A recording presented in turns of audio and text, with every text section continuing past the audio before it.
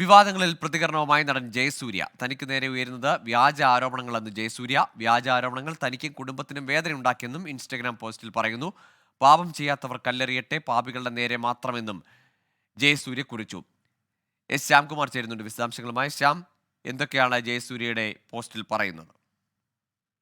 ഗോകുൽ, ജയസൂര്യക്കെതിരായിട്ട് 2 കേസുകൾ രജിസ്റ്റർ ചെയ്തതിന് പിന്നാലെയാണ് ഫേസ്ബുക്കിലും ഇൻസ്റ്റാഗ്രാമിലും തനിക്ക് പറയാനുള്ള കാര്യങ്ങൾ ഒരു പോസ്റ്റ് ജയസൂര്യ എഴുതിയിരിക്കുന്നത്. ഇതിൽ ഏറ്റവും പ്രധാനപ്പെട്ട കാര്യം ഈ 2 പരാതികളും വ്യാജമാണ് എന്നുള്ളതാണ്. വ്യാജ പരാതികൾക്കിടയിൽ നിയമ നടപടികൾ സ്വീകരിക്കും. തന്റെ അഭിഭാഷകരുമായി സംസാരിച്ചു കഴിഞ്ഞു. നിലവിൽ അമേരിക്കയിലാണ്. നാട്ടിൽ തിരിച്ചെത്തിയ ശേഷം നിയമ പോരാട്ടവുമായി രംഗത്തുണ്ടാകുമെന്നുള്ളതാണ് ജയസൂര്യ പറയുന്നത്.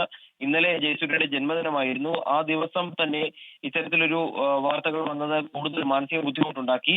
പാപം ചെയ്യാത്തവർ കല്ലെറിയട്ടെ എന്നുള്ളതാണ് ജയസൂര്യ പറയുന്നത്. ഏതായാലും നാട്ടിലെത്തിയ ശേഷം തനിക്കെതിരെ ഉയർന്ന ആരോപണങ്ങളിൽ നിയമപരമായ പോരാട്ടങ്ങൾ നടത്തുമെന്ന് തന്നെയാണ് ജയസൂര്യ വ്യക്തമാക്കുന്നത്. ശരി, ശ്യാംകുമാറാണ് വിശദാംശങ്ങൾ നൽകിയത്. ഈ വിവാദങ്ങൾക്ക് ശേഷം, വെളിപ്പെടുത്തലുകൾക്ക് ശേഷം നടൻ ജയസൂര്യയുടെ ആദ്യ പ്രതികരണമാണ്.